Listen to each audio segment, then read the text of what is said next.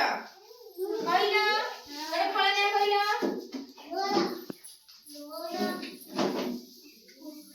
କହୁନା ସପୁରୀ। ତମର ତମେ ତମର ଫଳ ନାଁ କହିଲ। କମଳା। ତମେ ଗୋଟେ ଫଳ ନାଁ କହିଲ। ଅଙ୍ଗୁର। ତମେ ତରଭୁଜ। ତମେ ଗୋଟେ ଫଳ ନାଁ କହିଲ। ଆପେଲ। ତମେ ପିଜୁଳି। ତମେ ପିଜୁଳି ହେଲା। ସବୁ ଫଳ ନାଁ କହିଲ। ତାହେଲେ ମୁଁ ତମକୁ ଗୋଟେ ଗୋଟେ ଦେଖେଇବି, ତମେ କହିବ ସେଟା କଣ ହେଲା।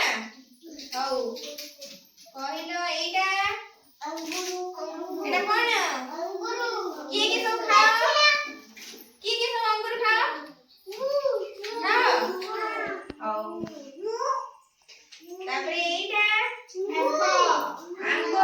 ଏଇଟା କଣ। ଆମ୍ବ। ଆମ୍ବ କେବେ ହୁଏ। କୋଉ ଋତୁରେ ହୁଏ। ଗ୍ରୀଷ୍ମ ଋତୁରେ ହୁଏ। ଗ୍ରୀଷ୍ମ ଋତୁରେ ଆମ୍ବ ହୁଏନି। ହଁ ତାପରେ ଏଇଟା ତରଭୁଜ। ଆକୁ କେତେବେଳେ ଆମେ ଖାଉ। ଖରାଦିନେ। ଖରାଦିନେ ଆମେ ଆକୁ ଖାଉ। ଆଉ ଖରାଦିନେ କଣ ଖାଉ। କାକୁଡି ଖାଉ। ଏଇଟା କଣ। କଦଳୀ। କଦଳୀ ବି ଆମେ କୋଉଦିନେ ଖାଉ। ସବୁଦିନେ ଖାଉ କିନ୍ତୁ ବେଶୀ କେବେ ଖାଉ। ଖରାଦିନେ ଖାଉ। ତାପରେ ଏଇଟା ଏଇଟା କଣ। ଆତ। କିଏ ସବୁ ଖାଇଛ ଆତ। ଖାଇଛ ଖାଇଛ। ହଉ ଆଉ ଆପେଲ କିଏ ସବୁ ଖାଇଛ।